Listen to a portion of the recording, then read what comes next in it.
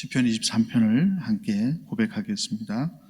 여호와는 나의 목자시니 내가 부족함이 없으리로다. 그가 나를 푸른 조장에 누이시며 쉴만한 물가로 인도하시는도다. 내 영혼을 소생시키시고 자기 이름을 위하여 의의 길로 인도하시는도다.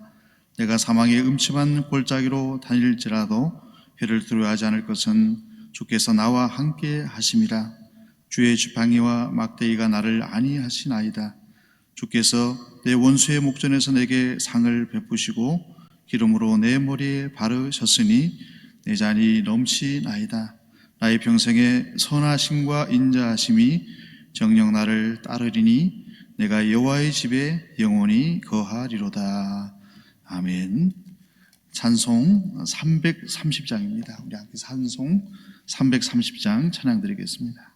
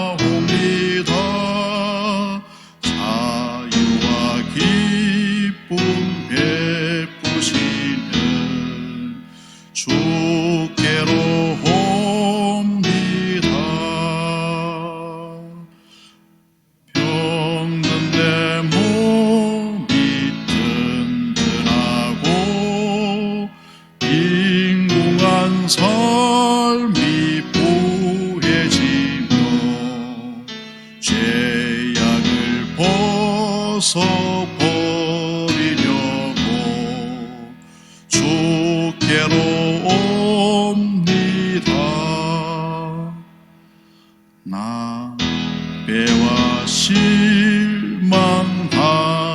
뒤에 예수께로 나옵니다. 십자가 은혜 받으려고 주께로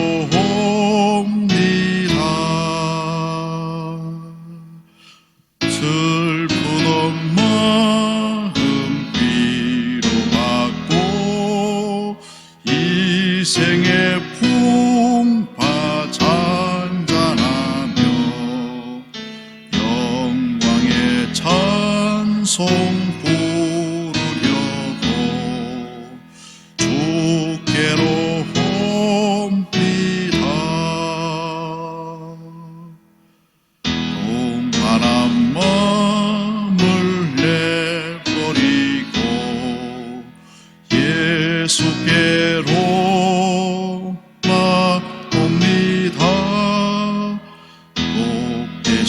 말씀 따르려고 주께로 옵니다. 실망한 이 몸 힘을 얻고 예수의 크신 사랑 받아 하늘의 기쁨 맛보려고 주께로 옵니다. 죽음의 길을 벗어나서 예수께로 나옵니다. 영원한 집을 주께로 옵니다. 멸망의 포구에 연하와 평화의 나라 따라서 영광의 주를 뵙으려고 주께로 옵니다.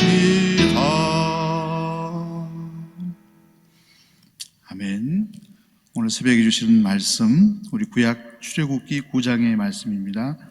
출애굽기 9장 1절에서 12절까지의 말씀, 우리 한 목소리로 함께 읽겠습니다. 구약 성경 94쪽에 기록이 되어 있습니다.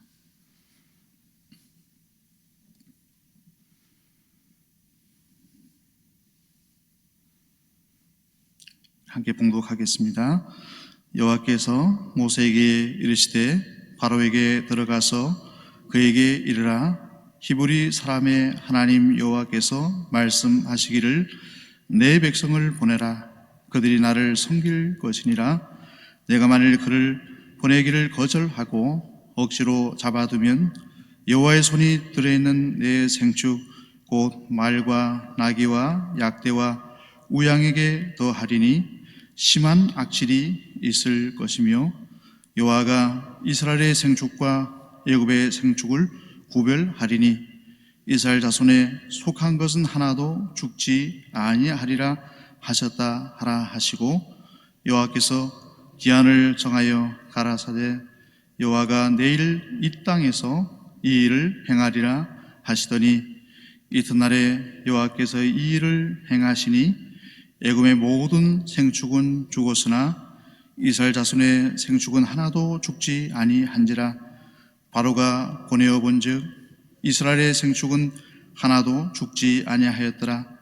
그러나 바로의 마음이 완강하여 백성을 보내지 아니하니라. 여호와께서 모세와 아론에게 이르시되 너는 풀무의 재 두 웅큼을 가지고 모세가 바로의 목전에서 하늘을 향하여 날리라. 그 재가 애굽 온 땅에 티끌이 되어 애굽 온 땅의 사람과 짐승에게 붙어서 독종이 발하리라. 그들이 풀무의 재를 가지고 바로 앞에 서서 모세가 하늘을 향하여 날리니 사람과 짐승에게 붙어 독종이 발하고 술객도 독종으로 인하여 모세 앞에 서지 못하니 독종이 술객들로부터 애굽 모든 사람에게 발하였습니다. 그러나 여호와께서 바로의 마음을 강팍해 하셨으므로 그들을 듣지 아니하였으니 여호와께서 모세에게 말씀하신과 같더라. 아멘. 오늘 새벽에 오신 우리 시온의 가족들 여러분들을 환영하고 축복합니다. 오늘 본문의 말씀, 우리 함께 봉독한 오늘 출애굽기의 말씀을 보시면 10가지 재앙이 계속 이어지고 있습니다. 하나님의 재앙 5번째와 6번째가 기록이 되어 있습니다. 이 5번째 재앙은 집짐승들, 가축들에게 일어난 재앙입니다. 오늘 본문에서는 악질이라고 표현이 되어 있는데 이 악질은 쉽게 말씀드리면 전염병이라고 할 수가 있습니다. 전염병으로 인해서 애굽의 모든 가축들이 죽음을 당하게 될 것이다. 하나님의 심판의 내용이었습니다. 그 이유가 무엇입니까? 이스라엘 백성들을 출애굽하라는 하나님의 명령에 불순종하는 바로에게 주신 하나님의 심판의 내용이었습니다. 그리고 오늘 본문에 등장하는 6번째 재앙은 어떤 재앙입니다. 독종의 재앙이죠. 독종은 심한 피부병 재앙이라고 할 수가 있습니다. 불구스름하게 피부에 염증이 생기고 수포가 생기고 그 수포가 터지게 되면서 물집이 터지게 되면서 고열이 발생하게 되고 고름이 나고 이로 인해서 악성 피부병이 온 애굽 사람들에게 있을 것이다. 짐승들에게 있을 것이다. 얘기를 합니다. 심지어는 애굽의 마술사들도 독종으로 인해서 모세 앞에 서지 못했다고 오늘 본문의 말씀을 기록을 하고 있습니다. 5번째, 6번째 재앙, 2가지 재앙이 있었지만은 바로의 마음이 여전히 강팍했다 기록이 되어 있습니다. 이 10가지 재앙을 우리가 여러 각도에서 볼 수가 있는데 이 10가지 재앙을 신들의 전쟁이라고 얘기를 합니다. 왜냐하면 10가지 재앙을 내리시는 참신이신 하나님과 이 10가지 재앙을 통해서 애굽의 거짓 신, 그들은 참신이라고 얘기하는 그 신이 거짓 신임을 드러내기 때문에 애굽의 신과 여호와 하나님과의 대결, 그래서 신들의 전쟁이라는 이야기를 많이 합니다. 오늘 본문에 등장하는 다섯 번째 재앙을, 악질의 재앙을 통해서, 전염병 재앙을 통해서 하나님께서는 애굽의 어떠한 신을 거짓 신으로 판명하고 있는지 저희들이 좀 살펴보았으면 좋겠습니다. 오늘 출애굽기 9장 3절에 보면 심한 악질의 대상이 무엇입니까? 여호와의 손이 들에 있는 생축, 말과 나귀와 약대와 우양에게 더하리니 심한 악질이 있을 것이다. 이 애굽의 신 아피스를 심판하는 내용입니다. 제가 그림을 하나 준비를 했는데요. 이것이 아피스입니다. 애굽 사람들은 이 황소, 풍요를 상징하는 이 아피스를 애굽의 신으로 숭상했습니다. 그 두 번째 그림을 보시면요, 그 아피스를 숭배하는 애굽 사람들의 모습입니다. 거짓된 신 아피스를 풍요의 상징으로 경배를 했다라는 것입니다. 이 다섯 번째 악질의 재앙을 통해서 그 황소의 신 아피스가 거짓 신임을 판명을 드러내신 것입니다. 여섯 번째 재앙 독정은 바로의 마술사들도 하나님 앞에, 모세 앞에 서지 못하게 됐는데요. 그 부분이 오늘 출애굽기 9장 8절에서 11절에 나옵니다. 이 여섯 번째 재앙을 통해서는 애굽의 신이었던, 치료의 신이었던 이시스가 거짓되다는 것을 드러내는 것입니다. 우리 세 번째 그림을 보시면 저 왼쪽에 있는 그림, 오른쪽에 있죠. 여러분들이 볼 때는 오른쪽에 있는 그림이 이시스입니다. 근데 이집트에는 9명의 주신이 있는데 그들은 부부의 관계, 자녀의 관계, 여러 관계가 있지만 특별히 치료의 여신, 오늘 여섯 번째 독종의 대상이 되는 이시스는 애굽 사람들이 이제 부활을 상징하는 미라 의식을 만들어낸 근원이 되게 됩니다. 세트라고 하는 형제죠. 이시스의 형제가 형제이면서도 남편이어도 오시리스를 살해를 해서 조각을 냅니다. 그 조각들을 다 붙여서 다시금 이시스가 부활을 시키게 됩니다. 그래서 이시스는 부활과 관련이 있고 그를 통해서 나온 것이 미라 의식입니다. 그 여인이 오늘 본문에 하는 이시스 신입니다. 그 이시스는 또한 의술의 신, 치료의 신이라고 불리기 때문에 오늘 본문의 여섯 번째 독종의 재앙을 통해서 악성 피부병을 하나님께서 애굽에 내림을 통해서 그 이시스 신이 거짓이다, 너희들이 지금까지 알고 있는 그 신이 잘못된 신이다라는 것을 드러내주고 있는 것입니다. 이처럼 다섯 번째, 여섯 번째 재앙을 통해서 애굽의 신들이 거짓임을 드러내셨지만은 바로의 마음은 어땠습니까? 바로의 마음은 여전하게 하나님의 말씀에 불순종하고 이스라엘 백성들을 출애굽시키지 못하고 있는 것입니다.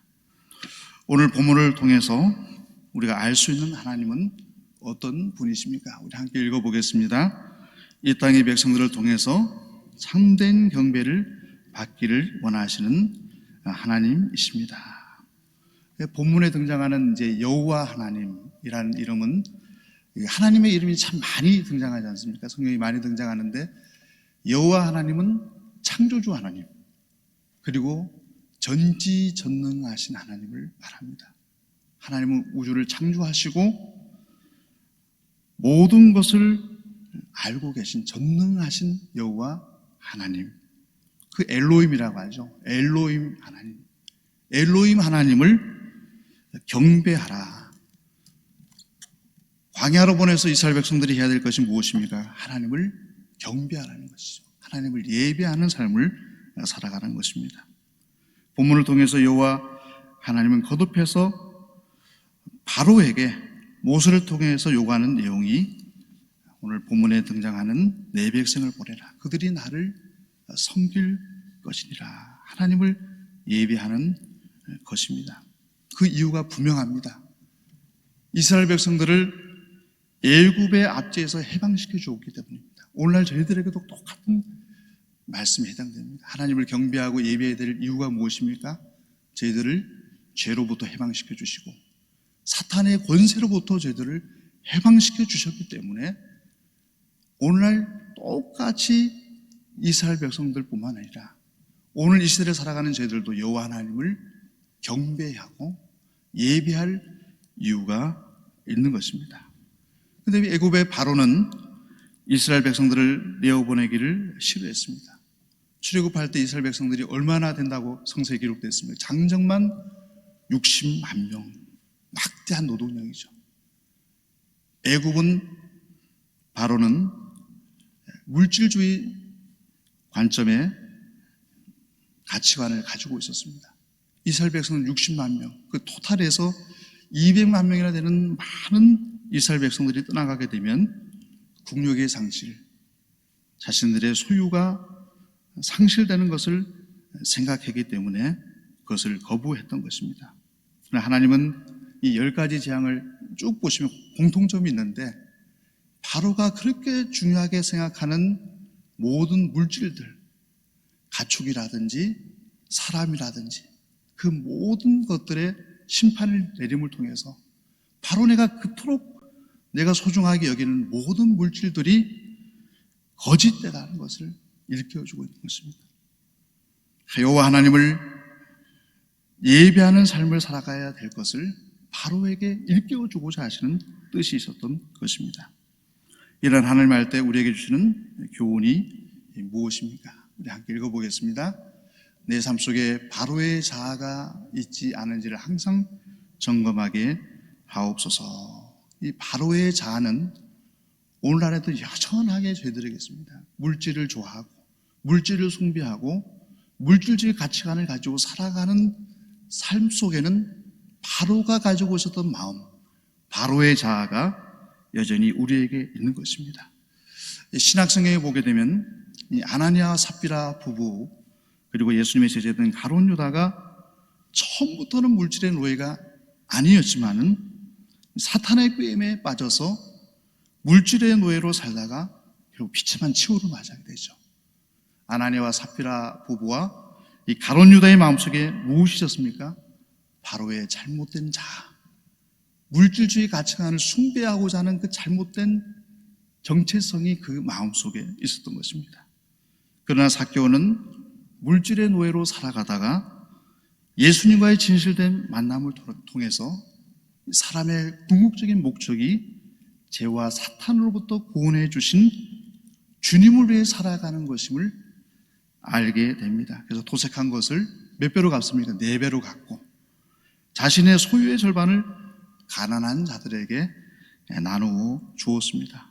삭개오는 바로의 자아를 극복하고 예수님을 모셔 들었던 것입니다. 오늘 이 새벽을 깨우는 우리 시온의 가족들 한 분 한 분들이 오늘 말씀을 통해서 내 마음속에 있는 물질을 숭배하고 좋아하는 그 바로의 자아를 극복하고 하나님을 경배하는 성도로서 일평생을 살아가기로 결단할 수 있는 시온의 가족들이 모두 다 되시기를 간절히 축원합니다. 우리 함께 기도드리겠습니다. 아버지 하나님, 오늘 이 새벽에 다시 한번 우리의 마음을 되돌아 봅니다.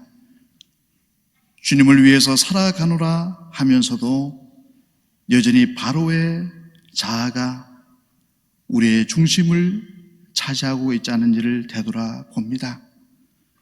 바로의 자아를 가지고 있었던 아나니아와 삽비라 가룟 유다가 결국에는 비참한 치욕을 맞이하게 되어졌습니다. 바로의 자아를 물리치고 성령님을 우리의 마음속에 중심에 두었던 삭개오는 전혀 새로운 삶을 살아가게 되어졌습니다. 우리 시온의 가족들, 우리의 마음의 중심 속에 바로의 자아가 아니라 성령님을 모시고 살아가게 하여 주시옵소서. 저희들을 죄와 사망으로부터, 죄의 권세로부터 해방시켜 주신 그 여호와 하나님을 일평생도록 예배하고 찬양할 수 있는 시온의 권속들이 모두 되게 하여 주시옵소서. 코로나19가 여전히 진행 중에 있습니다. 이 가운데 주님의 뜻을 바라봅니다. 여호와 하나님, 코로나19가 조속하게 종식되게 하여 주시옵시고, 이 상 속에서 주님이 주신 신앙과 예배함이 얼마나 소중한 것인지를 다시 한번 기억하며 하나님을 어떠한 조건 속에서도 환경 속에서도 경배하며 높여드릴 수 있는 지원의 가족들 되게 하여 주옵소서. 오늘 새벽에 가지고 나온 기도의 제목들 하나님 연락해 주시고 주 안에서 모두 응답되게 하여 주옵소서. 예수 그리스도의 이름으로 간절히 기도드리옵나이다. 아멘. 이제 주님의 말씀으로 축복합니다. 여호와는 내게 복을 주시고 너를 지키시기를 원하며, 여호와는 그 얼굴로 내게 비추사 은혜 베푸시기를 원하며, 여호와는 그 얼굴을 내게로 향하여 두사 평강 주시기를 원하노라. 아멘.